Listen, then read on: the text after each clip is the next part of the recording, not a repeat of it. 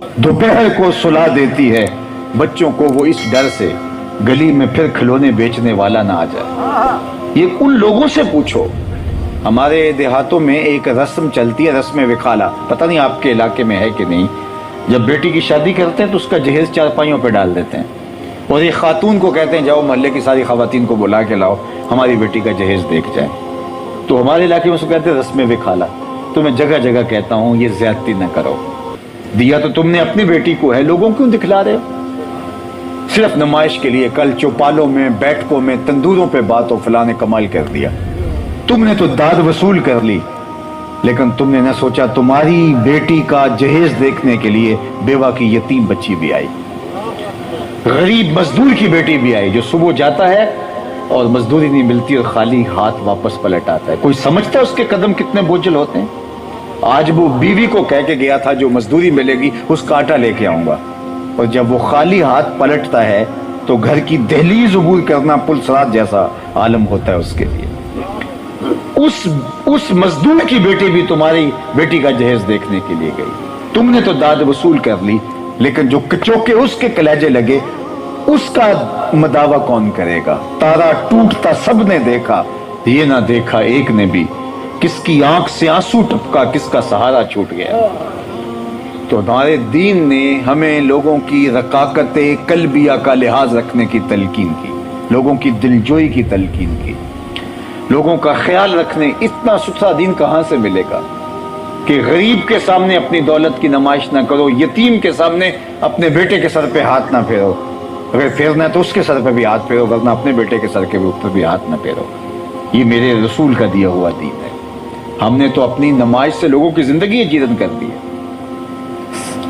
किसी ने क्या खूब बात कही थी कि अमीर लोग आसाइश ना छोड़ें, नमाज छोड़ दें, गरीबों की जान सौखी हो सकती है। हम आसाइश छोड़ दें, आसाइश ना छोड़ें, नमाज छोड़ दें, लेकिन हम लोगों के लिए अजियत का सामान, रवैया कदम कदम पे। रिश्तेदारों में जिसके पास चार पैसे आ जाएं वो दूसरों की जिंदगी अजाब बना देता है।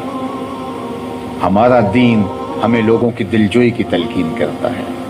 तो जहां यतीम को धक्के दिए जाते थे वहां यतीम की कफालत पर सवाब बताया। मैं आपसे पूछता हूं इस कायनात में सबसे अच्छा घर कौन सा है? तो कोई कहेगा जनाब जो आली नस्ब सोसाइटी में वाक़ है वो घर अच्छा है। कोई कहेगा जनाब जो साहले समंदर पर है वो घर अच्छा है। किसी ने कहा जो ऊंचे पहाड़ पर घर है तो वो घर ऊंचाई पे बनाया गया। किसी ने कहा कोशादा घर। किसी ने कहा कि बाग के बीचों बीच अगर कोई घर तामीर कर लिया जाए, अतराफ में फैले हुए आमों के पेड़ और दरमियान के अंदर घर, क्या खूबसूरत मंजर नगारी है। तो कहा कि जनाब वो घर अच्छा है। किसी ने कहा जिसका लान कुशादा हो, किसी ने कहा जो हवादार हो, किसी ने कहा जो शहर के वस्त में हो। मेरे हुजूर ने फरमाया इस कायनात में सबसे अच्छा घर वो है जिसमें यतीम रहता हो और उसकी इज्जत भी की जाती है, चाहे वो 2 मरले का झोंपड़ा हो। जिस घर में यतीम रहता हो, सिर्फ रहता ही ना हो, उसकी इज्जत भी होती हो, वहां अपने बेटों की तरह रखा हुआ हो। तो फरमाया कि वो 2 मरले का झोंपड़ा भी हो, वो बहुत बड़े बंगले से अफजल आला है। उस घर को झुक झुक के आसमान से फरिश्ते भी देखते हैं। लोगों के दर्द बांटो, लोगों की तकलीफों को कम करने की कोशिश करो, लोगों की अजियतें खत्म करने की कोशिश, अपने हमसायों का ख्याल रखो। अगर हमसाया भूखा सो गया 40 दिन तक नमाज कबूल नहीं होगी। अपनी जिंदगियों पे गौर करो। हमारी वजह से, हमारे रवैयों से किसी को तकलीफ तो नहीं पहुंच रही, किसी को अजियत तो नहीं पहुंच रही। मैं तो देहातों में जाता हूं तो कहता हूं ये जो तुमने 2-2, 3-3 फुट थड़ियां बाहर निकाली हुई हैं, ये तुम ज्यादती कर रहे हो, लोगों का रास्ता रोका है। तुम नमाजें भी पढ़ते हो और 6 फुट की टोटल गली है और उसमें से 2-2 फुट दोनों तरफ से 2 फुट गुजरने की जगह है। ठोकरें लगती हैं, लोग गिरते हैं, नमाजी भी गिरते हैं, और तुम कब्जा करके बैठे हुए। तुम जाहिर है वो हुक्मरानों को रोते हो कि वो मुल्क लूट के नोच के खा गए। तुम तो नहीं खा सकते, तुम जितना कर सकते उतना तो तुमने किया। जितना तुम कर सकते हो तुमने कम तो नहीं किया है। कत्ल नहीं कर सकते, थप्पड़ तो मारा तुमने। तो जितना जिससे हो सकता है वो उतना करता है। तो साहिब मैं और आप अपना मुहासबा करें, अपने अंदर उतरें, देखें कि हम खड़े कहाँ हैं। मेरे और आपके आका मौला जो दीन लेकर आए हैं, अगर उस दीन का अमली निफाज हो जाए ये दुनिया ही जन्नत बन जाए। एक तो वो जन्नत है जो मरने के बाद नसीब होगी, اگر اچھے عمل ہوئے اللہ کرم فرمائے ہم سب پہ، لیکن اگر حضور کے لائے ہوئے طریق کے مطابق زندگی بسر ہو تو یہ کائناتی جنت نظیر بن جائے۔ یہی دودھ اور شہد کی نہریں پہ ہیں، لیکن ہم حضور کو مانتے تو ہیں، حضور کی مانتے نہیں، اپنی خواہش کے مطابق زندگی گزارنا چاہتے ہیں۔ میں اسی جمعۃ المبارک کہہ رہا تھا کہ اگر ابو جہل کو پتا ہوتا کہ ایمان بھی چلتا رہے گا اور میرا مکر و فریب بھی چلتا رہے گا، میری جھوٹی سرداری کا بھرم بھی قائم رہے گا، اور سود اور جو بیماریاں ہیں وہ بھی جاری رہیں گی، اور دین بھی چلتا رہے گا، میرا ایمان بھی چلتا رہے گا، تو وہ کیا اختلاف کرتا؟ وہ کلمہ پڑھ لیتا۔ لیکن اسے پتا تھا ایمان لانے کا مطلب یہ ہے کہ پھر اپنا کچھ نہیں ہے، تیرے ہندیاں سندیاں محبوبہ، میں کافر ہوا جے میں ہوا۔ جب ان کو مان لیا تو پھر اپنا آپ کیا رہا؟ پھر زندگی ان کے نام لگا دی جس طرح وہ چاہیں گے۔ الاسلام گردن نہادن، اسلام کا کیا معنی ہے؟ گردن رکھ دینا، سر تسلیم خم کر دینا۔ تو یہ ماننا تو یہی ہے، لیکن یہ کیا ماننا ہوا کہ اسلام ہم اپنی من مانی کریں اور بہت اچھے بھلے مسلمان بھی کہلائیں۔ اقبال نے کہا تھا دل مسلمان ہے تیرا نہ میرا، تو بھی نمازی میں بھی نمازی۔ سجدے پہ سجدے کیے جا رہے، اللہ نے مذمت کیا سورہ الماعون کے اندر، فرمایا فویل للمصلین الذین هم عن صلاتهم ساہون۔ ان نمازیوں کے لیے خرابی ہے جو اپنی نمازوں کے فلسفے سے آزاد ہیں، جو اپنی نمازوں کو بھولے ہوئے۔ الذین هم یراؤون ویمنعون الماعون، وہ نمازوں کی ٹکرے تو مارتے ہیں لیکن ہمسائے کو برتنے کی کوئی چیز نہیں دیتے۔ کوئی ہمسایہ ضرورت مند آ جائے تو اس کو کچھ چیز دینے کے لیے تیار نہیں ہوتے، لیکن نمازیں پڑھے جا رہے ہیں۔ قرآن نے کہا وہ نمازیں نہیں ہیں۔ نماز بے حیائی سے روکتی ہے، نماز آپ کی زندگی میں ایک نظم پیدا کرتی ہے، نماز دل میں احساس کی دولت بیدار کرتی ہے، باطن کو ستھرائی دیتی ہے، خیالوں کو پاکیزگی دیتی ہے، عفت اور پاک دامنی کا نور پیدا کرتی ہے، ورنہ پریکٹس ہے، طواف کعبہ چکر ہیں اگر ہم اندر سے نہیں بدلے۔ جو قلب سلیم لے کر اس کے حضور نہیں آتا اور زندگی گزار کے چلا جاتا ہے، کیا فائدہ اس زندگی کا؟ من کان فی ھذہ اعمی فہو فی الآخرۃ اعمی واضل سبیلا۔ جو اس دنیا میں اندھا رہا کل قیامت کے دن نابینا اٹھایا جائے گا۔ اس سے ان آنکھوں کی بے نوری مراد نہیں ہے، اس سے دل کی بے نوری مراد ہے۔ اقبال نے اسی لیے کہا تھا دل بینا بھی کر طلب خدا سے، کہ آنکھ کا نور دل کا نور نہیں۔ آنکھ کا نور اور ہے، دل کا نور اور ہے۔ کاش کے مارے باطن اجلے ہو جائیں، نورانی ہو جائیں، اور ہم دین کی روح کو سمجھنے کی کوشش کریں، ایک دوسرے کا احساس بیدار ہو، ایک دوسرے کے لیے ہمارا وجود راحت بن جائے۔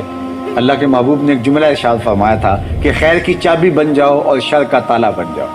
کتنا جامع جملہ ہے، خیر کی چابی بن جاؤ اور شر کا تالا بن جاؤ، تمہارے وجود سے خیر پھوٹے، جدھر جاؤ نور پھوٹے، اور جہاں تم جاؤ وہاں برائیوں کے راستے مسدود ہوں، لوگوں کو اذیت کے راستے مسدود ہوں۔ تو کہا کہ اللہ جل شانہ کا شکر کہ اس نے اپنے نبی کی صورت کے اندر ہمارے اوپر انعام فرمایا۔ اس انعام کی قدردانی یہی ہے کہ اس نبی کے لائے ہوئے نظام حیات کو اپنی روحوں میں جذب کریں، اپنے باطن میں اتاریں، اپنے من میں۔ میں سمجھتا ہوں ابھی وہاں بھی یہی کہا میں نے کہ یہ جتنے لوگ آپ تشریف لائے ہیں، اگر ہم یہ طے کر لیں کہ ہم نے اپنی زندگی بدلنی ہے، میں آپ سے یہ کہتا ہوں کہ جتنے لوگ یہاں آپ موجود ہیں یہ قرب و جوار کے ہیں، یہ پورا شہر ملتان نہیں بیٹھا ہوا، یہ پورا محلہ بھی نہیں بیٹھا ہوا، یہ چند لوگ ہیں، 2000 ہوں گے، 3000 ہوں گے، جتنے بھی ہیں، میری مائیں بہنیں بیٹیاں بھی ہیں۔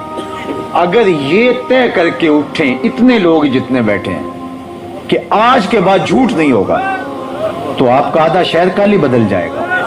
یہ صرف اتنے لوگ اگر طے کر کے اٹھ جائیں، لیکن کانوں کے تلذذ کے لیے ساری رات ہم خطبے سنتے رہیں اور میرے جیسا آدمی 6 گھنٹے خطاب کرتا رہے، نہ میری آرزو ہو کہ لوگ بدلے، نہ لوگوں کی آرزو ہو کہ جو ہے وہ ہم بدلے، تو پھر مطلب کیا ہے؟ پھر ایک مشق کر رہے ہیں، آپ کانوں کی لذت لے رہے ہیں اور ہم اپنی تقریر کے پیسے وصول کر رہے ہیں۔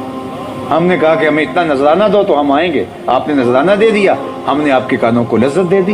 نہ آپ بدلنا چاہتے ہیں، نہ میں آپ کو بدلنا چاہتا ہوں، تو نتیجہ کیا؟ تقریریں ہو رہی ہیں، جلسے ہو رہی ہیں، جہاں ہم کل تھے وہیں ہم آج ہیں، اور وہیں 10 دن بعد ہوں گے۔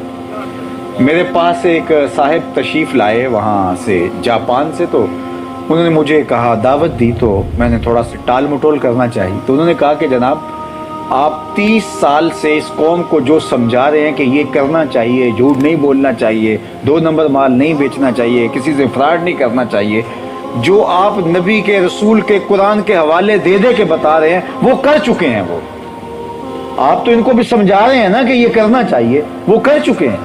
اب مزید بہتر اقدار کے لیے کوشاں ہیں، اور ہم ابھی تک یہاں سے نہیں نکلے۔ اکبر الہ آبادی نے کہا تھا مصر پہ ہے اپنی نظر اور سیم ان کے ہاتھ میں۔ ابھی ہم تانبے کو دیکھ رہے اور چاندی وہ لے گئے، تو آج مجھے اور دیکھنا ہوگا کہ ہم کھڑے کہاں ہیں۔ تو بعض کا تو بڑا دل لگتا ہے محافل میں جا کے، اور لمبے خطاب بھی ہو جاتے ہیں، اور کبھی کبھار ایسے مہینے گزر جاتے ہیں کہ طبیعت میں اکتاہٹ آ جاتی ہے، اور کبھی میں بیٹھ کے کہتا ہوں پتہ نہیں ہمارا یہ محنت کرنا قبول بھی ہے کہ نہیں، پتہ نہیں لوگ جو ہے وہ ہماری بات کا اثر بھی لیتے ہیں کہ نہیں۔ تو ایسے ہم مشق نہ کرتے پھرے جائیں، بیان کریں، آئیں، جائیں، بیان کریں، آ جائیں۔